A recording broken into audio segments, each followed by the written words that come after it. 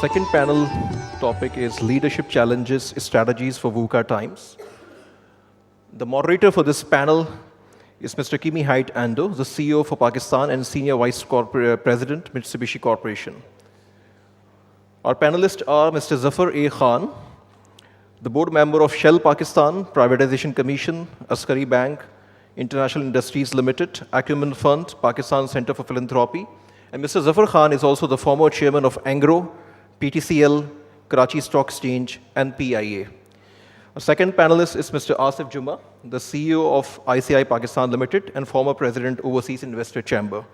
Mr. Khalid Mansoor, the president of Overseas Investor Chamber and the CEO of HUBCO, and Mr. Ruhail Mohammed, the CEO of Engro Fertilizers Limited.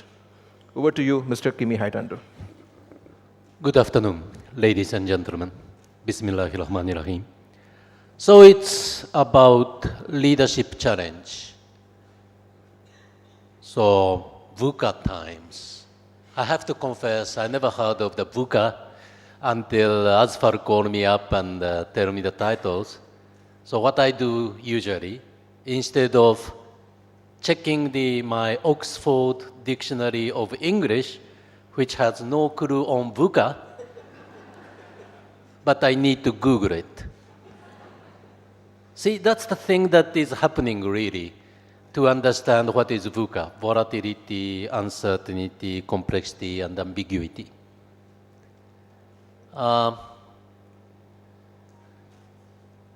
You will be amazed, I mean, that you know for sure, but just think about it. When was the first time that Apple started selling iPhone? It's 2007.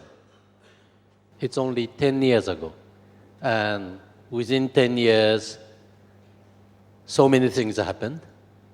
And I'm not quite sure how you spend your day January 1st, but in Japanese practice, January 1st every year, you think about, okay, what you gonna do this year? Something new. And I told myself, okay, this year I will start using Siri of iPhone, because that function was a little bit too silly for me. I mean, that never works. Anybody who is fluent in using Siri in iPhone? See? One person. There are, okay, one or two persons. Everybody knows the function of Siri, but you see, you are now behind the technology. I think that you really have to change your mindset in a way so that to catch up with the time. And that's the challenge everybody has, and also people, the leader of the organization needs to have, because there are so many things happening. The mindset needs to be changed. Hopefully, March, we will have national census. Yeah? And after the census, hopefully, our population is much more than we thought we are. And surpassing Brazil, we will become fifth populous country in the world. But flip side of the coin is that you also need to realize that now the active member of Facebook, the number is more than the total population of China. And active member of Twitter is double the population of USA. And active member of Instagram has already surpassed the population of Bangladesh. So that's the kind of thing that things are happening, and leadership challenge is to how to lead the organization in this VUCA time, or the things which are changing so much in the accelerated manner. So I will pass to those four friends of mine, and this is a piece of cake because that each of them can speak what they think they are, and I don't really have to wrap up because everybody speaks so nice, I hope. So shall I start with Khalid Mansoor? Yeah.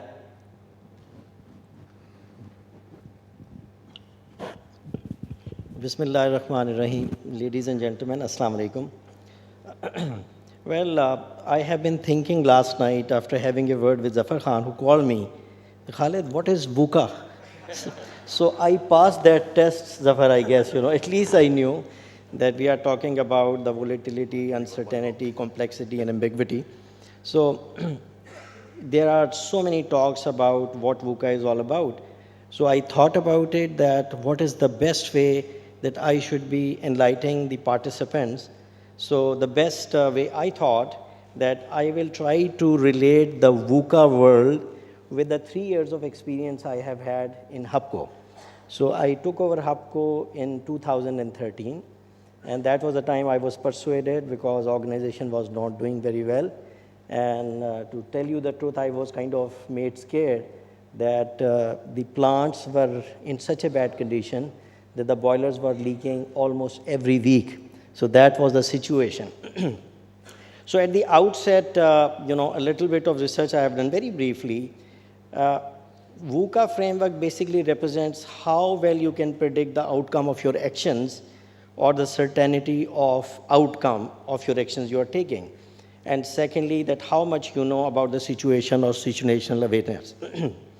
Now, in dealing with this kind of situation, in my personal experience, doing multiple projects in the past, the general leadership challenges which I had been facing are as follows, like developing managerial effectiveness, inspiring others. That is one of the fundamental challenge for the leader, that how can you inspire your team to work with you, to work with your vision and strategy. Employee development, and we have been talking about that. You see, the effectiveness of the organization depends that how your development model works for the employee, leading the team from the front, guiding the change. Whenever you take over a new organization, you envision and you have a kind of strategy. The main thing is that how you, in a very structured manner, guide the change. And most importantly, the managing internal and external stakeholders and politics. This is very, very pertinent as far as energy and power business of Pakistan is concerned. And if you were to make a step change, this is what has been our experience in Engro. And in particular, when I was mandated to develop THER, that how you hire the right kind of people and the talented staff, and then how you retain them. And with this kind of, arrangement, the main thing is that, you have to make sure that your business grows, you are dealing with the economic uncertainty and managing change and improving the processes, because as you deal with the challenges, there is no such rule. We heard in the morning you should, throw the HR booklet outlet, because you have to be very, very agile to make sure that your processes are changing with the demand of the situation. Now, in my experience, the VUCA leadership strategies, how you can handle it, volatility can be encountered with the vision. You have to have vision right at the upfront, that what you envisage immediately, what you envisage 5 years down the road, what you envisage 10 years down the road. Uncertainty by understanding, complexity with clarity, because if you have the clarity, then the complexity could be handled, and ambiguity with the agility. The ambiguity is there, it is low on all the axes, whether it is, we are talking about the certainty of the outcome and the situational awareness. But if you are agile, you can make your appropriate changes with the rate of change, then you should be able to handle that situation. So having said that, when I took over HUBCO, first of all, we looked at the business strategy, and strategy was twofold. That there was a need to transform the base business, and which I said that we need to have the sustainable, reliable, and profitable base business. We needed to immediately address the plant reliability issues, because plant was not reliable, it was not available. So, profitability was extreme challenge. The O&M of the plants were being handled through outsource, a model. So we needed to take the self O&M so that the profitability could further be increased. The HSE system was very primitive, so we needed to align with the world-best DuPont system. Manufacturing excellence has not been imparted anywhere on the plants, and those are the several low-hanging fruits which could be plucked. And last but not the least, alignment, like you see with General Electric and our OEM like Insaldo.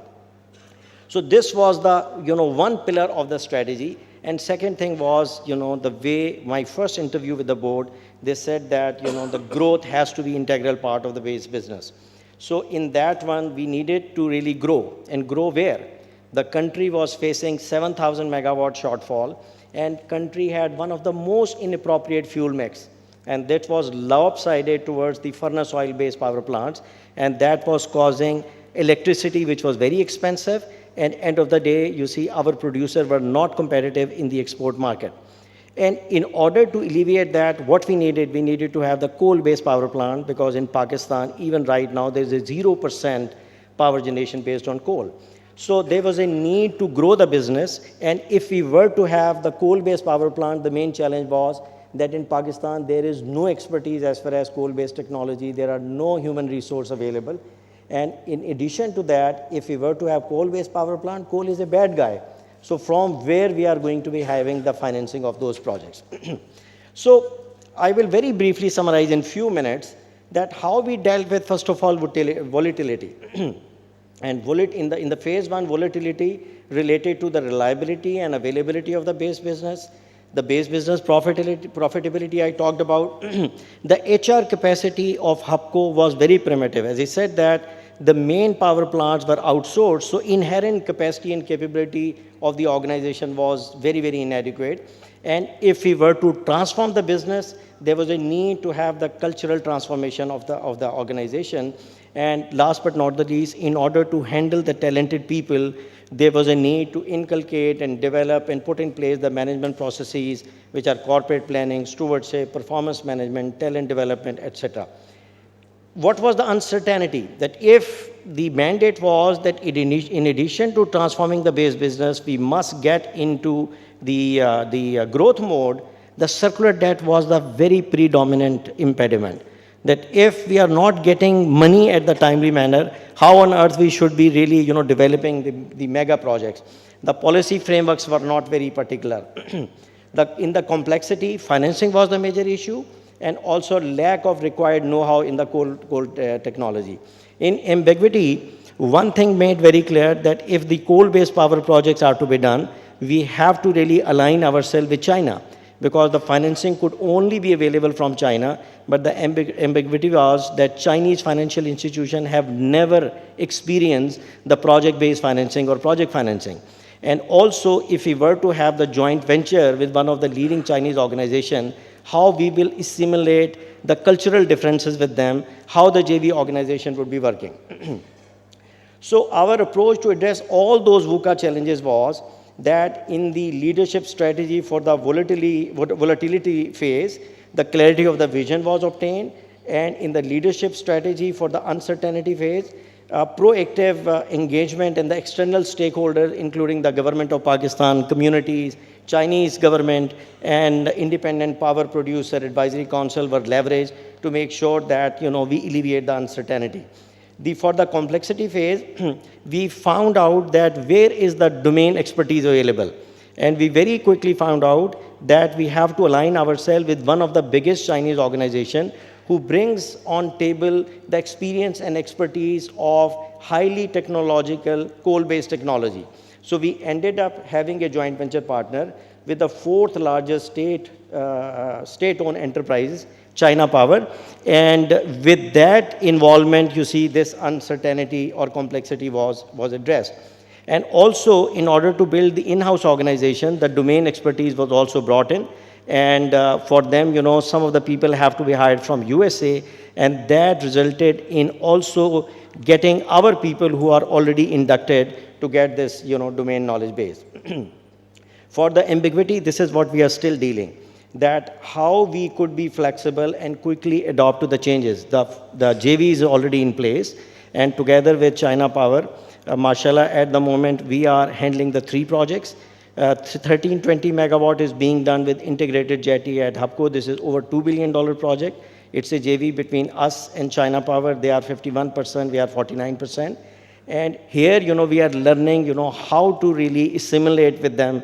And as, we are learning very quickly to deal with Chinese and work with them is an art. There is no science, there is no HR science, and you have to deal with it as you come along. And secondly, we are learning very fast that there is a need to have a continuous review and learning and course correction, because there is no such thing as cast in stone, and it is a kind of evolution, and that's why we are dealing with.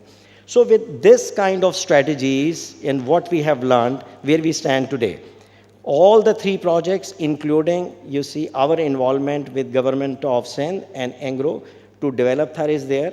We are partner over there, and mashallah, that project has already gone into execution. Our project 2 into 660 megawatt, it is also into the execution. And also one time 330, this is the mine mount power generation plant that is going to be in execution within few weeks. What has been the result while dealing this strategy? That compared to 2012, year after year, profitability kept on increasing, and to a 2015-16 results as compared to 12-13 results, the profitability, mashallah, has been increased by 41%, and our share price has reached 300% of what it used to be in 2012. So why it happened and how it happened, it is all about people.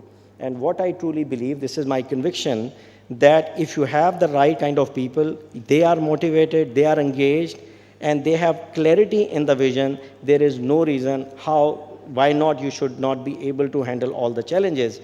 And in the end, this is the philosophy I have always preached, what Iqbal says, कि अफराद के हाथों में है इक़वाम की तकदीर, हर फर्द है मिल्लत के मुकद्दर का सितारा. Thank you. Khalid, thank you very much. Full of keywords and takeaway that we can bring home, like vision, strategy, clarity, agility, adaptability, talent management, learning first, and eventually, it's only people. Yeah, good. Thank you very much. Ruhail? Yes, thank you, Anderson. Assalamu alaikum. I'll refer first to a couple of statements made earlier in the session about Uber and Kareem closing down. And when I read the news yesterday, I was thinking what would Junaid Iqbal be going through as CEO of Kareem, that suddenly wakes up in the morning and finds that his whole business has been shut down. The point I'm trying to make is that when we operate in countries, developing countries like Pakistan, which Ali was also mentioning, volatility, uncertainty is the norm. It's not that you plan something different, because in countries like Pakistan, for political reasons or government policy or macroeconomic reasons, there's always uncertainty, and you have to plan as if, make contingency plans and so on and so forth. So where does the leadership challenge arise? I think the leadership challenge is obviously to manage your biggest asset, which are your people. And what I'll try to do is that from a practical perspective in Engro, what are our elements or pillars of our policy through which we try to retain this big asset? And that's your biggest deterrent to managing in these VUCA times as such. So the first element I just want to touch upon is communication. Communication, I think, is extremely important with the employees, because whether it be good times or bad times, in good times, people want to hear what's happening. They want to know whether they're going to be part of any growth initiatives, what it means for them. In bad times, they're worried about their jobs, their compensation. So either way, the communication aspect is extremely important. What we do is that we have an annual communication session every year, once a year. And on top of that, we have smaller, like I would go out to the plant site, to the marketing regions, sit down with about 15, 20 people every time I go there, talk about issues, hear from them directly what the issues are, and then they feel involved. They feel part of a family rather than just doing a 9-to-5 job. The second element which I want to talk about is basically practicing merit and transparency, whether it be in hiring people, in promoting them, giving them job assignments. And these things go down the line very quickly. The day you assign someone or hire someone out of turn who knows who doesn't deserve it, the word will travel very quickly, and very soon you'll find that there'll be so much pressure and so on and so forth, and good people would feel demotivated to perform in that particular organization. A third element is basically in terms of identifying and retaining your key people. So what we do is that we have two lists, basically. One is what we call high potential and top talent, and we have a separate sort of, how should I say, treatment for them in terms of assignments and growth and training and so on and so forth. The second list is what we call critical to business. So while they may not have high leadership abilities, but they're very critical, especially in technical jobs, and it's very important to retain them. So we have a separate set of policies as to how we would retain them as such. Another element is basically what we call our talent review session as such. So there, obviously, we look at succession planning from an employee's, both from an employee and from a position perspective as well. People would like to know where they would like to move next. The company would also like to see whether there's enough people in that particular area which could succeed. Should a key resource go as well? So this serves 2 or 3 objectives. One is, of course, in terms of succession planning for the company, the mapping of top talent, how they would move around in the organization to develop them, and also simply job rotation. Even if you're not top talent, you get bored after a certain period of time, after 3, 4 years or whatever. So it's important to move people around as such in there. And lastly, I think I can't emphasize enough training, because things move so quickly as such, and unless you equip the people to do their jobs, they won't be able to perform at their best. Thank you. Thank you. Asif san? Yeah. Thank you, Ando-san, and Assalamu alaikum.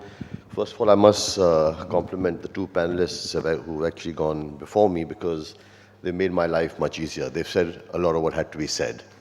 So I'm, for fear of not having to repeat myself, I just want to maybe look at this from a slightly different perspective in terms of the leadership challenges when you're managing in a VUCA environment.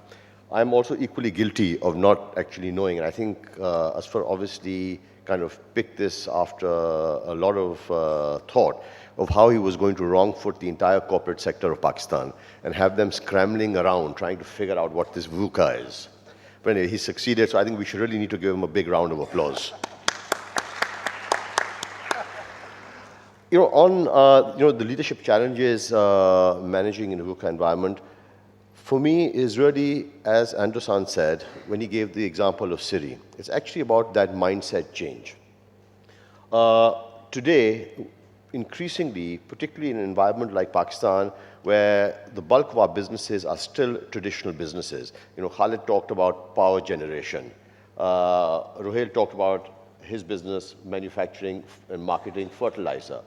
We have a portfolio of businesses which are disproportionately weighed in favor of traditional businesses, which really haven't faced the vagaries of disruption. Now, we're looking to hire new people. We're looking to hire fresh graduates.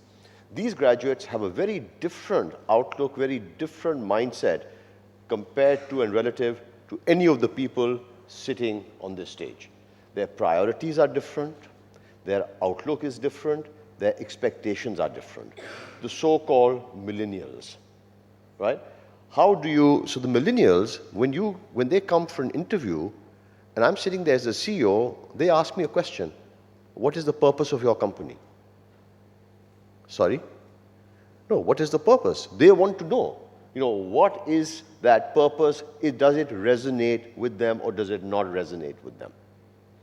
I have a constant battle with my head of HR, who says, wake up, smell the coffee, we have to hire millennials. You have to have agility and agile working conditions. So I said, we have very agile working conditions. If people want their desk to be, 2 millimeters to the right or 5 centimeters to the right or the left, they're allowed to do that. No, work from home. I said, are you crazy? I struggle with it. I still struggle with how can I not have my core people in the office every day. And okay, we've made a huge departure where we operate flexi timing. And even the flexi time, I struggle with, because I say, if I have somebody I want to see at 9:25 and flexi time starts at 9:30, why can they not be there? Because I still am not totally au fait and comfortable with technology. The world today is virtual. That's a leadership challenge.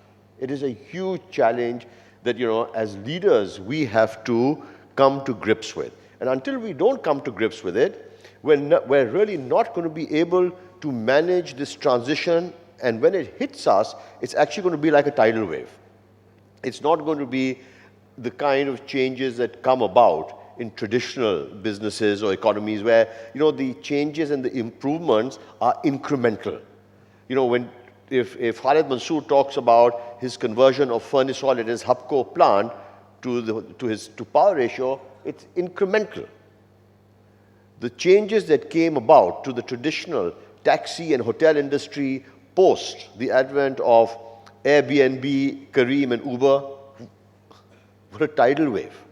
And you have to prepare yourselves to be ready to confront that wave. So I think that really is the challenge that faces leadership in managing talent and in managing in this environment. And I tell you, I still struggle with this EVO. What vacuum? It's almost like a tongue twister for me. So I'd rather kind of say volatility, right? That's how VUCA, that's how technologically challenged I am, right? Tell me, okay, I'll go, yeah, there's a V in there, so that's volatility. There's a U in there, there's uncertainty, there's ambiguity, and complexity. So, we really have to kind of align ourselves to these changes that are coming. Corporations have to start thinking about purpose, not just about, our vision is to be a top-tier company, to make consistently growing returns for our shareholders. The talent of today is not interested in that. They want to know that is just an automatic fallout of having a purpose which you succeed in executing. If you do that, you will meet whatever objectives your stakeholders expect you to achieve and to deliver on.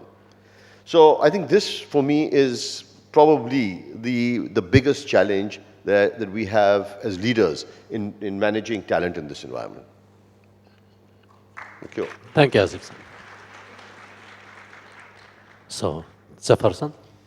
Okay, thank you. Assalamu alaikum, everybody, and pleasure to be here and hear all this HR jargon and all the change and development and all these fantastic presentations we heard in the first session. I must say I thoroughly enjoyed it, and it was quite motivational and inspirational as well. But like everybody on the panel, I also struggled with what VUCA is. And yes, I did call Khalid Mansoor. I said, I'm supposed to go and say something, but what in the hell is VUCA? So, but when he explained to me what it was, and I thought about it, and I said, look, I can look back at my life, which is as old as Pakistan is. So I've seen Pakistan through all these various phases. And was VUCA ever missing? When I look back, I was old enough when the '65 war happened. I remember the fall of Bangladesh. I was still working in the office when I heard of East Pakistan. And then, you go on to nationalization. And Ali mentioned some of these things in his talk. Whether it was the oil shock or nuclear sanctions or, what should I say, massive devaluations. We've had all of these things happen to us. And our businesses were impacted by all of that. So I say today, things are going to change. Yes, they will change. But what's different? It's business as usual. Every business will have these kind of changes coming at it. But there is one difference I will acknowledge, which is a little different, and that is the pace of change is probably much faster than what we had. But then you have faster tools as well. I mean, era when I grew up, there was no television. There was, we just had those little radios to get our news. Things have changed. Today, I teach at IBA, and I teach, as it turns out, I teach HR. And when I introduce myself to the class and try to get an intro from them, one of the questions I would always ask my students is, how many of you read a newspaper every day? So out of a class of 40 or 50 students, guess how many hands go up? 3, 4? Amazing. So where do they get their news from? How are they tuned themselves? And yet they are with it. They know what's going on. Things have changed. Okay, anyway, So as far as Pakistan is concerned, the environment we are looking at, the change we are looking at, I think 2 or 3 things clearly stand out to me as I was thinking about it, what's changing and what is it that we need to be mindful about. First of all, globally, there is a shift happening. We've all seen it, and it's also recent. You've got Brexit, you've got Donald Trump, you've got the European countries, the right-wing nationalists coming, which means some sort of an anti-globalization move that's going on, which will create its own dynamic. But my sense really is, and some of you may agree or disagree with me, but जैसे stock market में कहते हैं ना, market correction हो रही है, बहुत ज़्यादा ऊपर चढ़ गई है तो थोड़ा correct होता है. So your globalization भी, I think, had gone a little too fast. There'll be a little bit of a correction, but globalization is there to stay. I think the benefits are so enormous that the corporates and everybody will continue to see that phenomena. Second, more closer to home, specific to us, of course, is the CPAC. And we had a seminar the other day which Zaffar Usmani had hosted, and we had an opportunity to exchange some views. CPAC is going to be huge for Pakistan. It really is going to be huge. And it is going to alter some things. It will obviously give many opportunities, but there will be some threats as well. Some traditional businesses will suffer, and a lot of new businesses will get the opportunity to go forward. So anyway, my basic point really is change was always there. Maybe it's a little faster, so what does leadership need to do? What leadership always did, they have to be, you cannot just rely on things being static. So things will move, you have to move, but how do you do it? So for that, I also, like some of my colleagues here did, I rely on the experience I have, and my experience primarily is Engro, where I spent 35 years, and whatever I learned about management and HR, etc., it all came from Engro. So 2 things that I think we did well in Engro, and I think that paid dividends, and they amount to, they sort of link in strongly with HR. One is really respect for merit, just upholding merit all the time. So in all your decision making, in all the kind of actions you take, you keep merit as a primary driver. And secondly, accountability, that you give people the freedom, you trust people, you give them responsibility, but it's not kuli chuti. There has to be some accountability. Now, how do you set that accountability in there, and how do you manage all of that? That's very important. And that's an art which your management systems can do. Now, this applies substantially to large corporations, but even in smaller businesses, if you follow merit and you have accountability, it can never fail you. So that's extremely important. HR for sure has evolved over the years. I have seen it evolve because I've been in the corporate world for such a long time, from some doing very administrative procedural work to what it can or should be doing now. In my IBA class, for example, I asked my students, I said, how many of you would like to become HR professionals? So again, we're looking at a class of 30, 40 students. And so I'll have probably 3 or 4 girls invariably who'll raise their hand and say they want to do HR.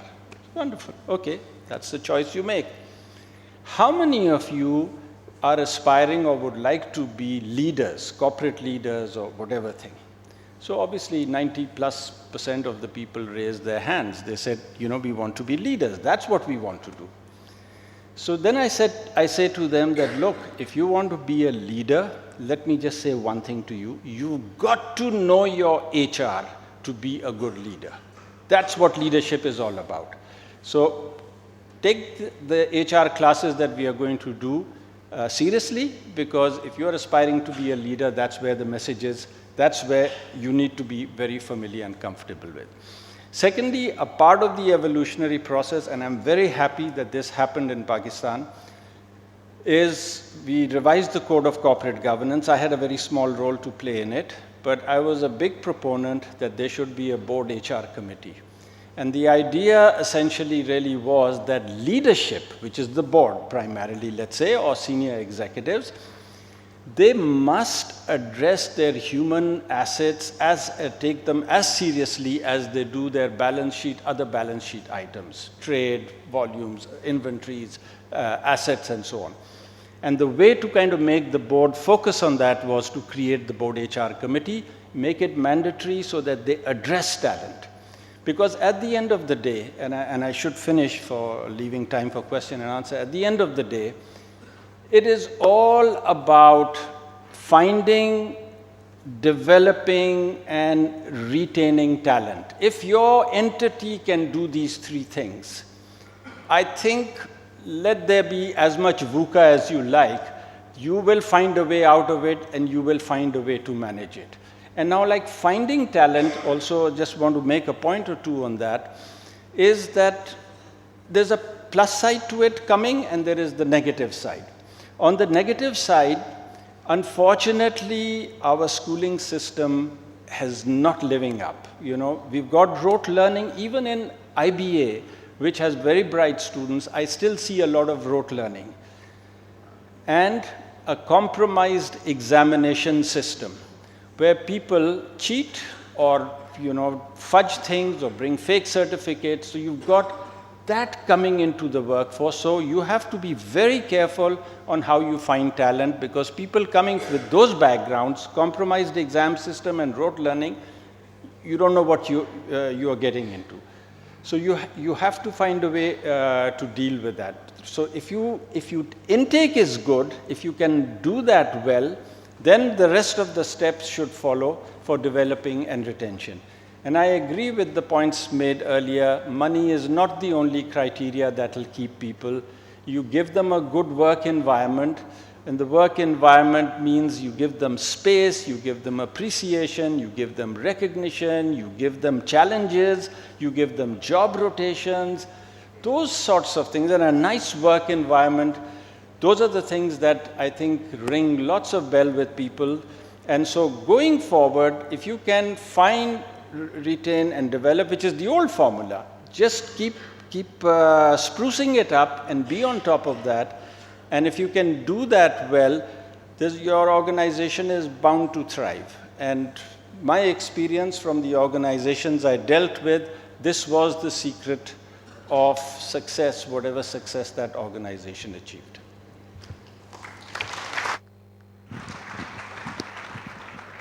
Thank you very much. It's always a pleasure listening to Mr. Zaffar Khan. And it really reminds me, so I would like to share my experience with him. 98, that was my first tenure being secondment to Engro Polymer. There I worked with Ruhail. And good talented people of the Engro Polymer keep on moving out. Yeah, I mean that departing from Engro Polymer goes to Middle East and this and that. So I asked Zaffar Khan, I mean that good people are leaving Engro Polymers and going to Middle East for work, and this is a problem. Zaffar Khan said, Ando-san, don't worry. Engro Group happened to be the magnet of the talent. So retaining, we will have a struggle, but those people who grew up in Engro goes abroad, and we consider it as a CSR. We grow the people. Global CSR. Yeah, global CSR. And end of the days, they might come back to Pakistan, do the betterment for Pakistan. So as long as your organization is good enough to draw the talent, good talent, you are okay. So instead of, so takeaway I got from there is that people tend to struggle to retain the peoples. But I think maybe the challenge or the better thing that you have to concentrate is how to make your organizations magnet of the talent. People who just keep on queuing up to join you. That's I think, the objective or challenge that you may need to think. I mean, so are we allowed to take a few questions? Yeah, let's take it. Maybe one or two questions from anybody? It is not coming. Just one other point I think I'd like to just emphasize that. It got mentioned by some of the earlier speakers, but I feel quite passionately about it, so I thought I'd also like to mention it. And that is recognizing and rewarding merit. People who perform, that you find a way to recognize and reward them. That is very important. And as Zubair Saab said, the former chairman of the Privatization Commission, this is the issue we have seen, I have seen for the little time I spent in the public sector. For example, just to give you an illustration, I remember when I was chairman of PIA for the short time that I was there, and as I say, for my sins, I called the HR head when it was time for the annual appraisals and so on, and I said, you know, let's sit down and understand the process you will follow in PIA to give out merit increments. And he said to me, very simply, he said, जी सबको एक जैसा दे दें, कोई मसला नहीं होगा, सबको बराबर increment दे दें. I said, but मैं खुद थोड़े अरसे में ही मैंने देखा है, there are some people here in PIA who really work their butt off. They are adding so much value, and I can see a lot of people who just don't even contribute an iota, and you telling me कि सबको बराबर दे दो. He said, जी वो private sector में होता होगा इधर, तो हमारा यही निज़ाम है, सबको आप बराबर दे दें. I mean, if you have that, then you'll end up with a corporate culture that is not going to deliver, an entity that will not go anywhere. So as part of this whole process of addressing HR and retention of talent, you got to have a good system to recognize performance and then find a way to adequately appreciate it, recognize it, and reward it. Okay. So, I think everybody is hungry, so we should close this panel. Thank you very much. Thank you.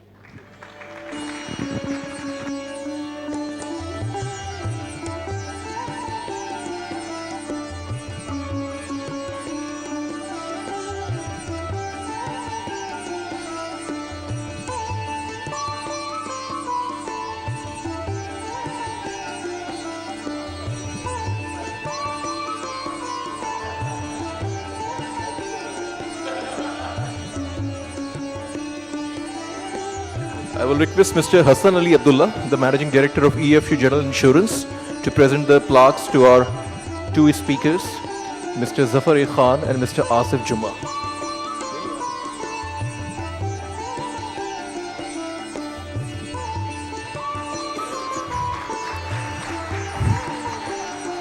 Mr. Hassan Ali Abdullah is the former chairman of Insurance Association of Pakistan also.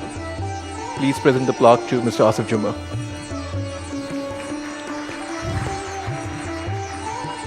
Thank you, Mr. Abdullah.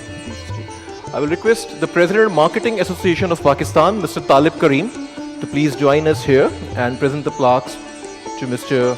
Khalid Mansoor and Mr. Ruhail Mohammed. Mr. Talib Karim is also the Rector of Institute of Business Management.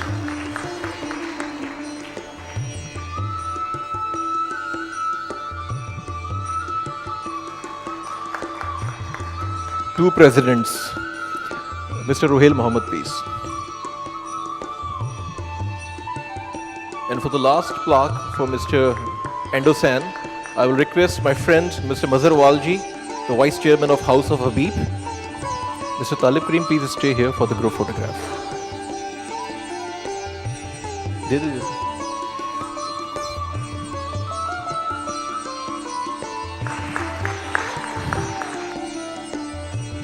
Thank you.